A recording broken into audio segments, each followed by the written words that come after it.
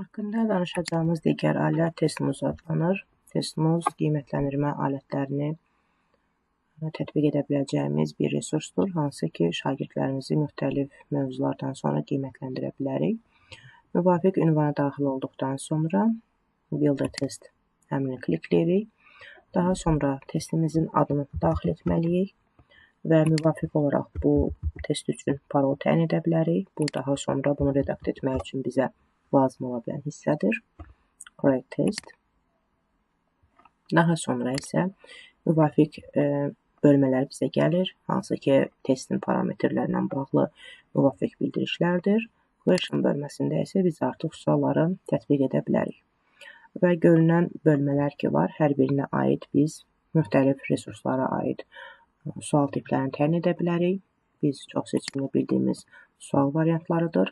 Suallarımızı daxil edirik və suallar daxil edildikdən sonra müvafiq olaraq cavab variantlarımızı qeyd edirik və düzgün cavabı daha sonra isə müvafiq olaraq qeyd edirik.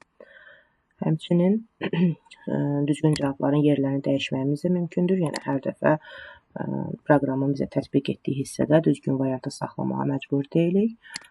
Xala uyğun sualımızın balını qeyd edə bilərik, save edirik və save etdikdən sonra artıq digər suallarımızı biz hazırlaya bilərik.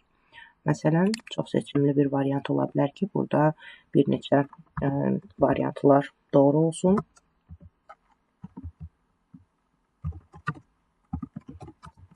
Bu formatda müvafiq olaraq qeyd edə bilərik.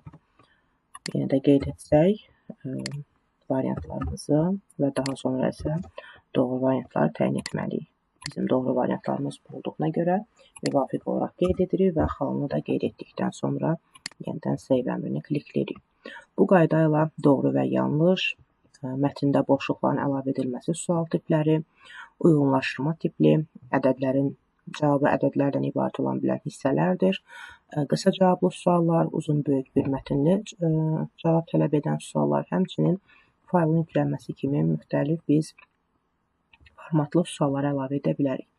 Bütün suallar hazırladıqdan sonra isə biz Publish əmrinə gəlirik və resursumuzun hazır olması üçün Publish əmrini klikləyirik və bununla da bizim artıq testimiz hazır olmuş olur və bu testin müvafiq keçidindən istifadə etməklə artıq bu resursu biz hazır şəkildə digər şəxslərə göndərə və faydalana bilərik. Müvafiq olaraq biz testi artıq göndərdik və Student Login bölməsində adımızı yazaraq biz artıq testə start edə bilərik və sualların cavablarını qeyd edəcəyik və cavablarımızı qeyd etdikdən sonra isə Submit əmrini klikləməklə şagird qismində cavabları göndəririk. Və artıq bu suallarımızın cavabları da eyni zamanda müəllim profilində görünmüş olur. Result bölməsindən daxil olsam, mənim az öncə etdiyim test arzu adında və hər iki cavabın 100% nəticə ilə doğru olduğunu göstərir.